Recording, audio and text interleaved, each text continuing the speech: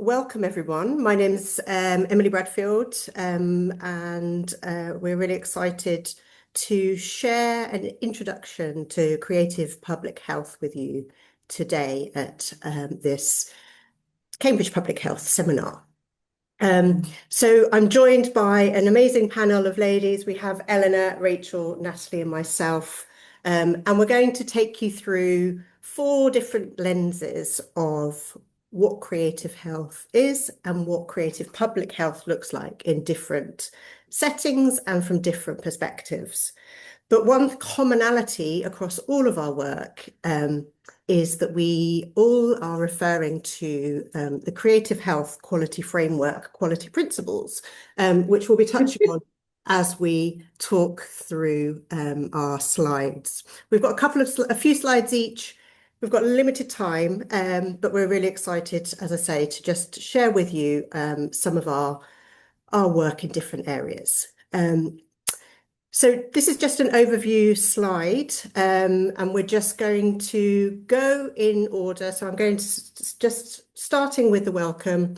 You can see there is a photograph of each of our panelists with a number that Becky from Cambridge Public Health has kindly put on so that you can see who we are. I'd just like to introduce myself with a visual description as well. Apologies for not doing that at the start. I'm a white woman in her late 40s with blondie brown hair and a checkered top with a gnome on the shelf behind me. And so, as I mentioned, we're going to use the Creative Health Quality Framework to frame each of our work. And if you would like to ask any questions, because this is set up as a webinar, if I can ask you put the questions in the Q&A box, which you can find at the bottom of your screen. And then as the presentations are going on, I will select a few questions. With limited time, we won't be able to respond to all of the questions, just to make you aware. We are excited to share our work with you. So I think we will get started, and I'm just going to start with an introduction to some work that I've been doing at the Fitzwilliam Museum in my role as a practitioner research associate, working with older adults who are living with chronic health conditions and mental health challenges. So Museums for Life was a concept that I've developed in collaboration with older adults and creative practitioners. In this photograph, we have the Museums for Life team. On the left, you can see myself, my colleague Nathan, who works in the creative studio team, and Claire Basil, who is a Cambridge-based visual artist who's been facilitating the programme. And the concept really came about when I joined the museum back in late 2023. And there'd been a long-standing older adults programme running in the museum. And I was asked to take over the programme management of that programme, which had been working to support older adults living with chronic pain, musculoskeletal conditions, and also post-stroke. And so I agreed to take over the management of this programme, with the understanding that we would evaluate the programme with the older adults and the creative practitioner who had been facilitating the sessions. You'll hear a little bit more about the facilitator actually when Natalie speaks later, a local dance practitioner, Philippa Piera-Stubbs, who works across Cambridgeshire through dance. And the programme was an opportunity for older adults to experience the museum in a different way. What we did with Museums for Life was to reimagine that programme to work with a new group of older adults and responding to local need. Becky, could I have the next slide, please?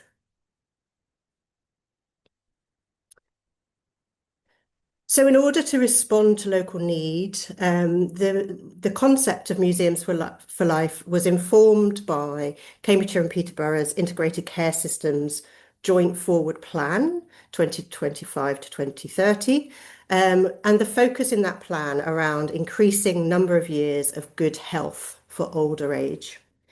And it was also looking at Cambridge Public Health's research priorities, which at the start of the programme were focusing around life course and ageing, and then in the more recent iteration focused on mental health and wellbeing. And as I already mentioned, we use the quality health framework principles to evaluate the previous programme, but also to inform the development of the new programme, thinking about the structure and the evaluation. So those quality health principles there are 8 principles, and they are person-centered, equitable, safe, creative, collaborative, realistic, reflective, and sustainable. And really for this program, the key part of this was being person-centered, enabling older adults who potentially had never been in the Fitzwilliam Museum or in a museum at all, to really engage with creativity on a level and in a way that suits them. So not leading a teaching program. This is very much a space to explore, to experiment, and to create in the company of other people. And that part is really important to bring in terms of the health element of actually creating with others is really, really good for our mental well-being. And so we developed the program. This photograph shows one of our cohorts of older adults in the creative studio at the museum.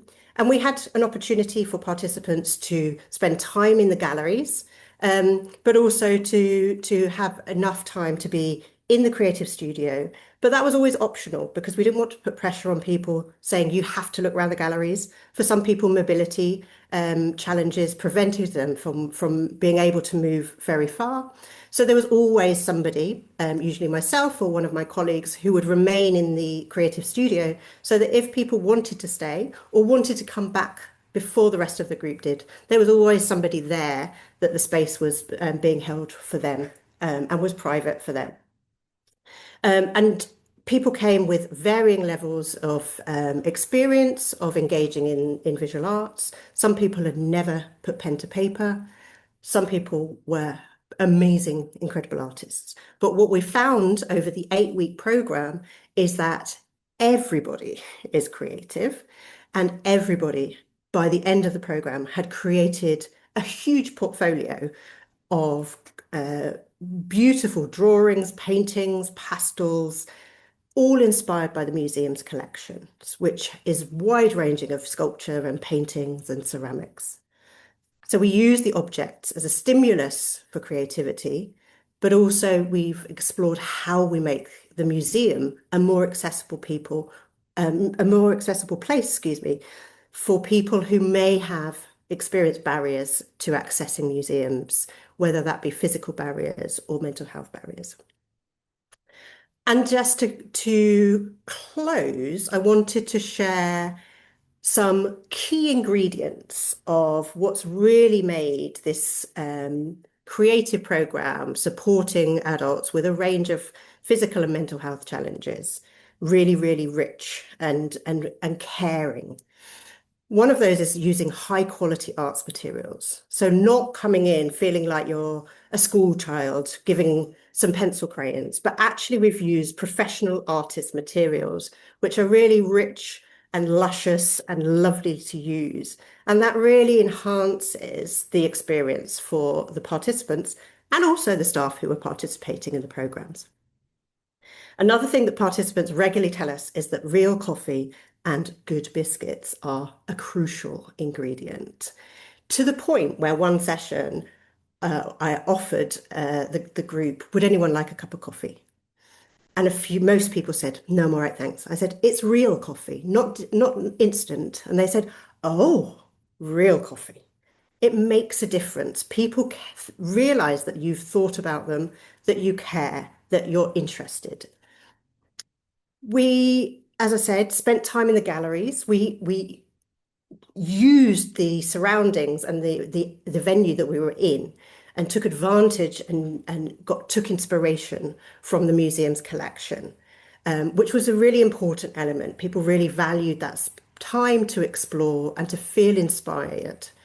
But it was really important that we ensured that there was an option to stay in the creative studio if people wanted to. And that was really, really important. We've had a couple of experiences where actually people were quite emotional, quite tired, and therefore having that option is absolutely essential. We describe creative invitations. We don't give instruction. It is not a teaching program. It's not a, you're going to come and learn how to draw or paint. It's an invitation to explore, to play, and to create with others. We gave each person a sketchbook at the start of the program, a Fitzwilliam Museum sketchbook. They're not cheap. It again shows that we've thought, we care. And somebody, you can take it home with you or you can keep it in the museum between sessions. It's all about collaboration, reflection, and shared participation. So all of the staff members and the creative practitioner all participate in the sessions with everybody. It's a collective and collaborative experience, but we've also spent time on reflection as part of that ongoing process to review, to refine, to discuss, introducing compassionate debriefs, which we had one of this morning, for the team to get together and share experiences and make changes accordingly.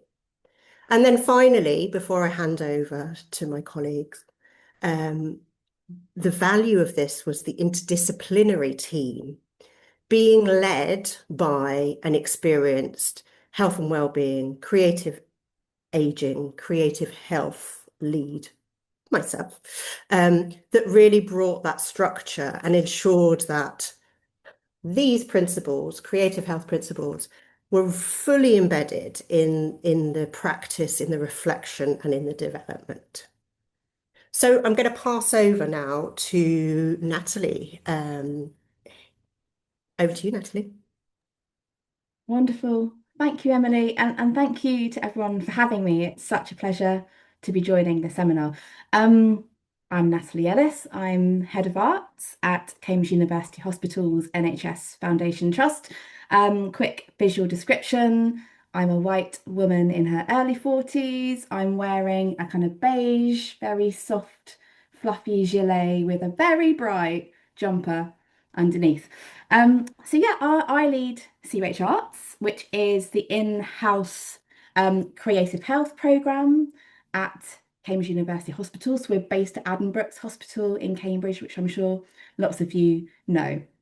And I lead a team, a management team of programmers and producers, and we engage a lot of wonderful professional freelance artist facilitators to run a year-round activity program for our patients and for our staff. And we work often in partnership and collaboration with cultural organisations in our region and across the country, which is really important to our work. I think it's also important to say we as a team are employed by the NHS.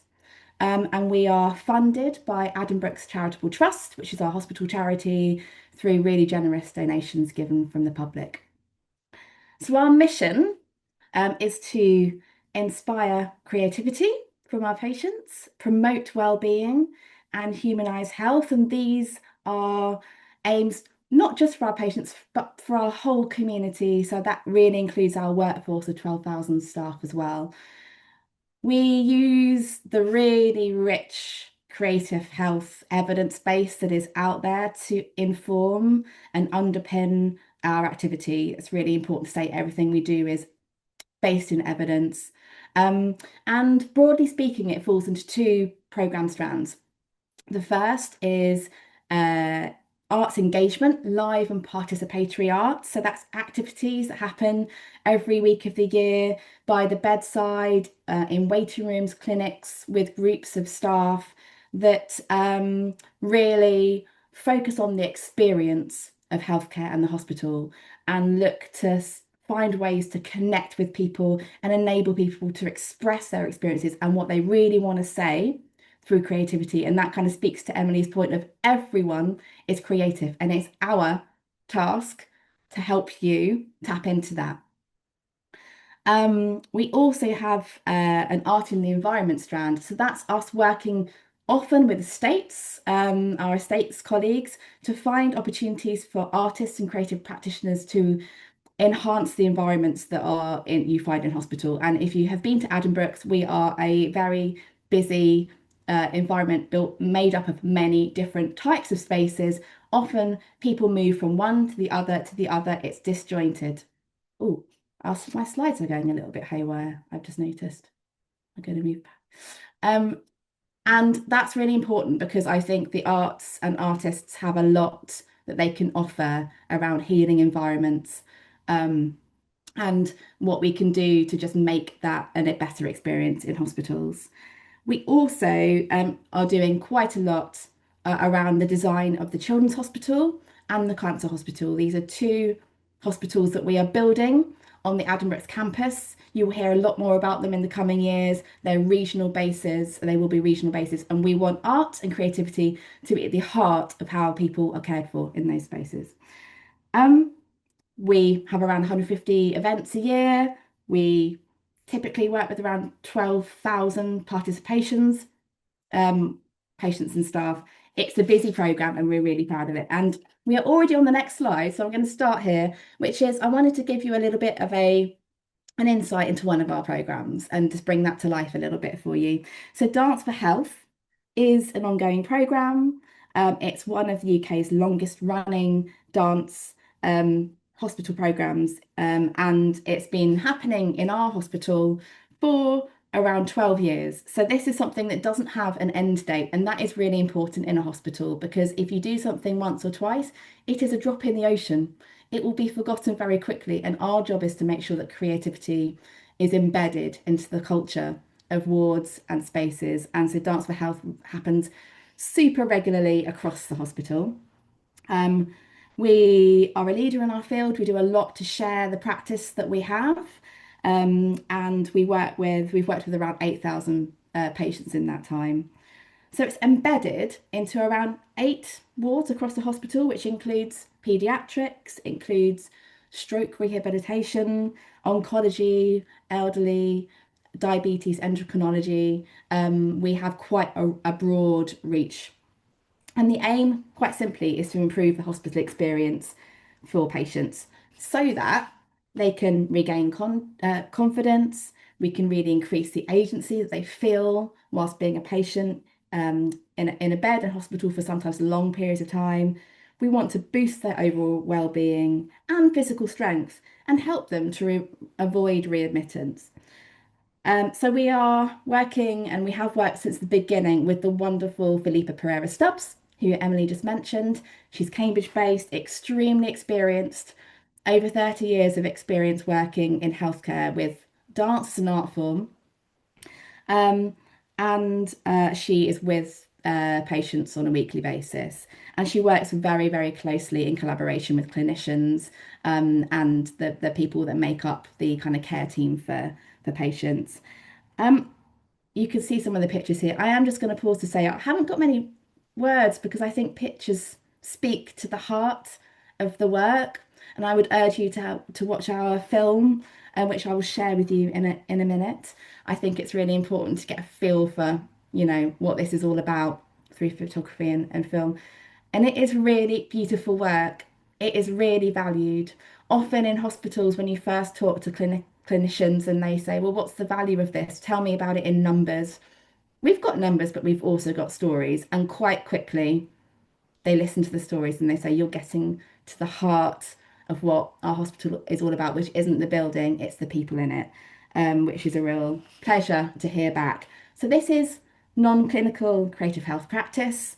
It's exactly as Emily described, it's person to person, human to human, people-centered.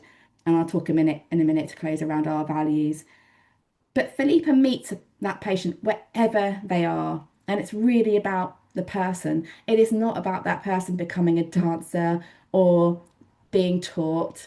It is about them feeling their way back into their bodies, reconnecting through somatic practice, and actually focusing on what is well, what feels good, and having a really normal interaction with someone that really cares how they are doing that day. So yeah, we're really proud of it. I think it's a good example of how we shape care through creativity. And you can read all about it on our website. And I'm just going to try and move us along here. So just to finish, our values very much mirror that of the Creative Health Quality Principle Framework.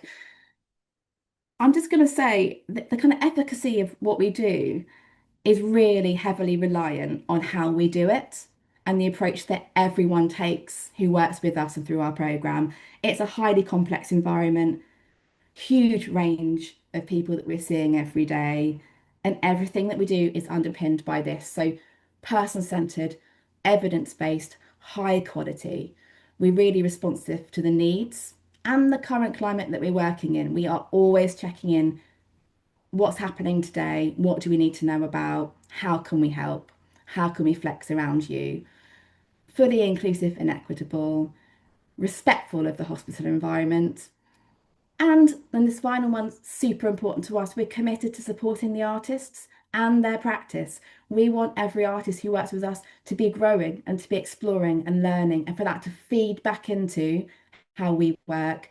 And we're really proud of how we support our creative community, and it's growing all of the time. And it's a real pleasure to work with such a diverse range of artists. And I'll pop some links in the chat. But yeah, thank you very much.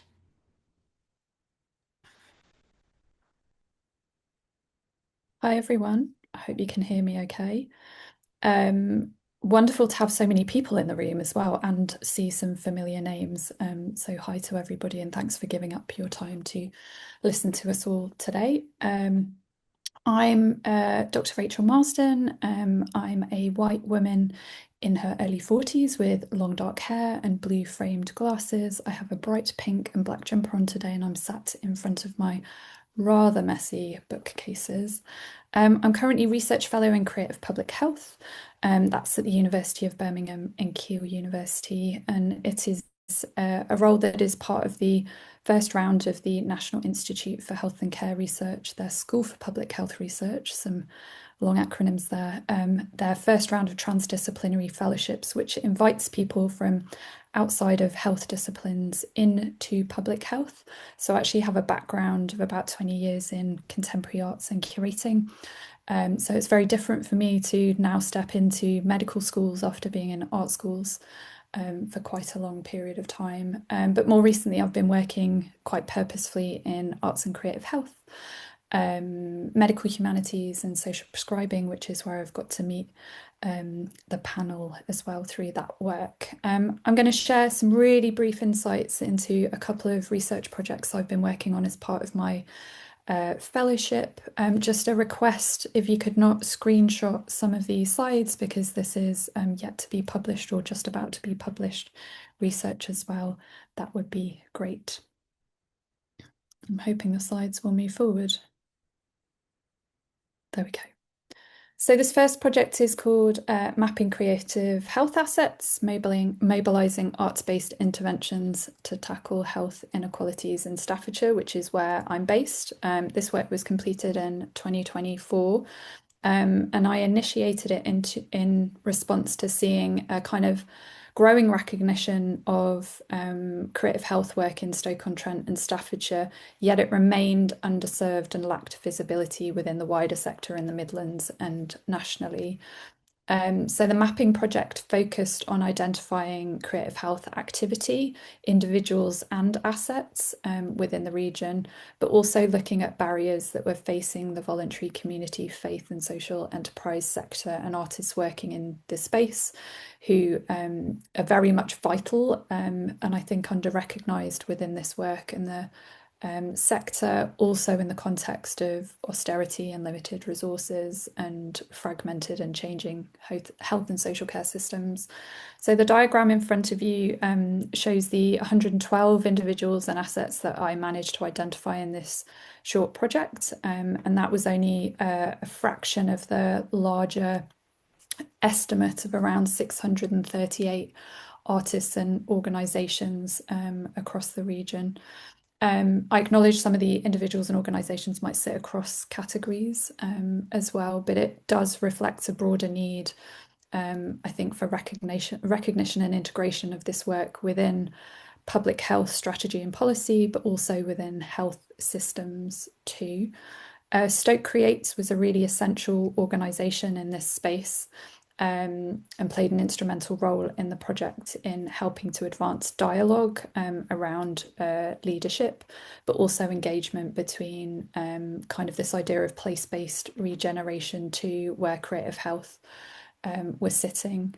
I also did some stakeholder engagement as part of this project, and some reviews of public health data and public health strategy. Also, kind of the gaps between how the public health and cultural strategies spoke to each other. So, public health, there was little mention of cultural or creative health, but in culture, there was a huge presence of health considerations within that. So, thinking about what more we can do within policy and strategy to make sure creative health is acknowledged. I also did some public and patient involvement work to gain more insight into personal views of creative health too. I'm going to move on to the next project if I can. There we go. This one I did last year. So this was looking at the creative turn in public health research. So specifically mapping arts-based methods in National Institute of Health and Care Research, their School for Public Health Research projects, and they ended up just being in the UK.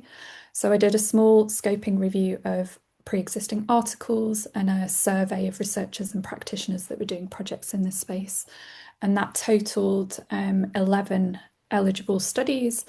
And what you'll see in front of you is some of the creative methods that were identified. So I tried to analyse the data across the type of method, purpose, stage of the research cycle used, and benefits and challenges. I'm not going to give insight into all the findings I had, rather just focus on the creative methods you can see in front of you, and then the categories on the right. So you'll see on the left some of the methods that were revealed. So co-design approaches through to community and creative group activities. There was a broader creative facilitation activities, so drawing, recording, game making and playing, through to Lego serious play, photo-based methods, storytelling. Some of these might be familiar to you, some of them might be new. I certainly know a few for me were a new surprise, which is brilliant. So it's always valuable to find out new creative methods that are being used. I then categorize these into 6 categories that you see on the right hand side. So visual, material, digital, embodied, text-based and place-based. Visual, particularly photo voice, seems to be the most frequently used in public health research. Followed by digital and embodied approaches. So thinking embodied here about dance and performance. That was then followed by place-based text and material. And they were mainly used during data collection and dissemination stages as well. So there was a real kind of priority use in those 2 areas. But very clearly, they were underutilized as a methodological approach within public health research.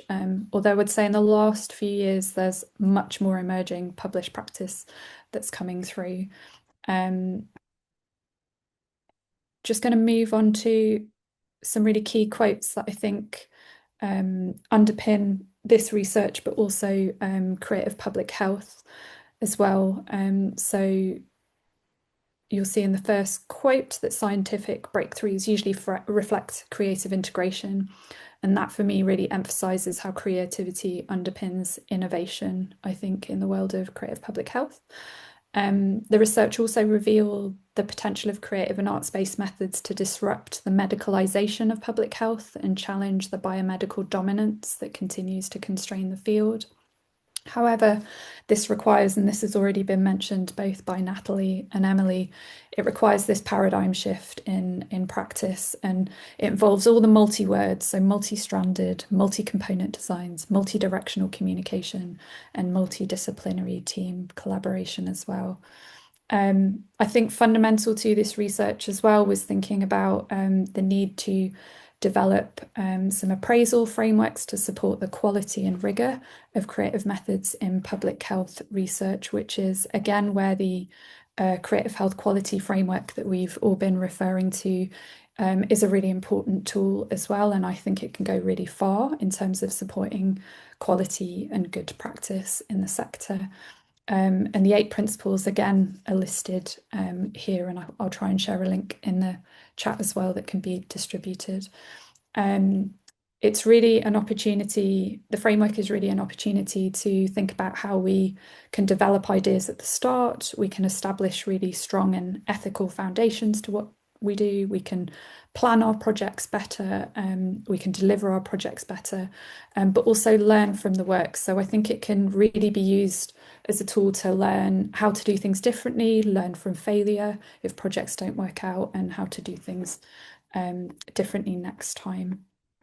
So I hope that's given a little bit of overview of my world at the moment. I'm very much agreeing with Emily and Natalie, both in terms of some of the principles and values, but thinking about this in terms of it being an interdisciplinary space, or in the case of my fellowship, transdisciplinary, and creative public health as that opportunity for innovation. So it's really an invitation for you to think about the role of creativity in your work, but also to think about how the creative health quality framework could be used as a positive tool or even a call for action as well.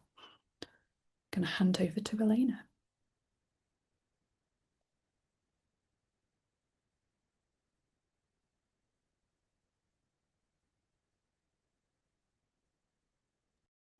Elena, can you unmute? Yeah, that's useful. Thank you very much, Emily. So that's the title of my short talk is From Artist Self-Care to Feminist Care Aesthetics, Contributing to Planetary Health. It's really a snapshot of the kind of work that I do, that it's tangential to the creative health context within which it sort of sits up to a point, but I would like to introduce other aspects of my research and how they relate to the creative health context as well. So my contribution, and I'm reading because I want to keep it into the time, it's I think it's better for me. So the contribution is from a perspective of researcher and practitioner. As I define my work, art practice as research as art. In this context, I argue that it is an artist's process of self-care through art that drives the interest in working with other people in a participatory or collaborative way to support the well-being of each other. I'm here specifically referring to communication and positive relationships among the drivers that generate a sense of well-being. Through my art practice, I've adopted the caring with approach from 2020, and then that I wrote about more recently as well in 24, a mutually beneficial reciprocal exchange. And this is also discussed by care ethicist Joanne Tronto in terms of democratization of care. The process in my work is based on the idea that care is embodied and grounded in the percipience quality of the body. And these underpin my work with people that I do generally using dialogic sculptures, as you can see here. You can read where these pictures are from, a project that won the Shape of the Public Health Prize, and that was developed in collaboration with the Women's Art Collection here in Cambridge. I can move forward. Let's see. Yeah. As also found in the creative health principles, collaborative and person-centered, care ethics starts from the idea that people are relational beings and that we live in an ecology of interdependence, which care ethics investigates so that we take good care of each other and within society as a whole. From these, moral and political questions may arise. Care, in fact, is defined as the activity that includes everything that we do to maintain, continue, and repair our world so that we can experience it as best as possible. That world includes our bodies, ourselves, and our environments, in which we seek to weave a complex, life-sustaining web. This interdependence is never neutral, and it's shaped by power relations within which we can see as instances of uncare in society and in healthcare practices, as, for example, inequality, exclusions, precarity, and prevarication, all of which need addressing. Care ethics is therefore about urgent questions in healthcare practices, but also about how we organize our society more broadly. A useful, like I said, a useful paradigm is the connection art and care, which I adopt and which generated the context of care aesthetics from around just before the pandemics and after. And these are some of the references that you can maybe look up as well by myself, together with my colleague based in the US, Meryl Visser, Eureka Sato, James Thompson, and others. Care aesthetic, relationality is central to this area of work in the way in which we operate within our community and society, in relation to place and in relation to the environment. And this is also the ethos for the MA Arts, Health and Wellbeing I lead at the Cambridge School of Art at AIU. All of the contributors here today have been somehow contributed to as well, which is great to have this connection, I suppose. I'm trying to move forward. There you go. So I would like to give a snapshot of like a specific area that I'm interested in and that I think, again, is relevant to talk about today. So planetary health is considering the inseparable link between human civilization's health and planet's natural systems, emphasizing that humans' well-being is dependent on a healthy Earth. So the definition of it is that it is a solution-oriented transdisciplinary field and social movement focused on analyzing and addressing the impacts of human disruptions to Earth natural systems on human health and all life on Earth. Human-driven unsustainable resources use is exceeding planetary boundaries, threatening our self-operating space. And this is caused by, of course, climate change, biodiversity loss, and pollution, and so on. So the impact of these is an increase in infectious diseases, food and water insecurity, mental health issue, and heightened social inequities.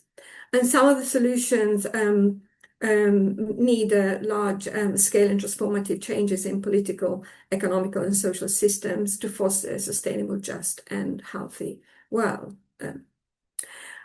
But can art address any of these to positively impact well-being for the individual and the wider context? So I've been trying to work around some of these issues, but I'm not hoping to solve anything, if anything, to kind of maybe open up conversations and build awareness around these. So and more specifically, thinking that caring roles in society can actually drive change. And by doing so, I sort of define the feminist care aesthetics as a useful context for this. So I've been working on a project with the pioneer Mother Art Collective, so really prominent artists in the 70s, funding the women's house in LA at that time, and this was funded by the Getty Research Institute, and I'm working with the La Sapienza University in Rome and UCLA Botanical Gardens, and we've started working together also in response, or at the time of the terrible fires in LA, and